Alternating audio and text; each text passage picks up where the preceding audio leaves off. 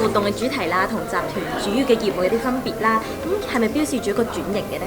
的而且確，其實元宇宙教育過去一段好長嘅時間咧，都係好專注喺我哋自己嘅基礎教育業務。但係隨着市場轉變啦，係全世界嘅教學模式都唔同咗。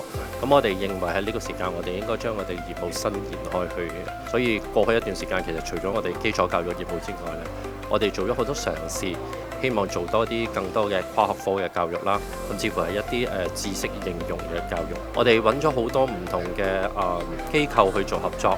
希望可以向住一個叫做科技教育同教育科技嘅方向發展。咁你以為今次嘅活動有咩特點可以吸引到大學機構嘅支持呢？大家都想去做一啲跨學科嘅教育，大家都想做到一點就係高階技術嘅普及化教育。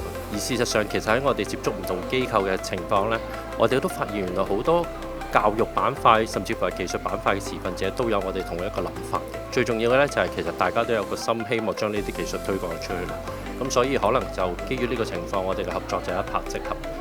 相信今次嘅活動只不過係我哋長遠合作嘅一個開端。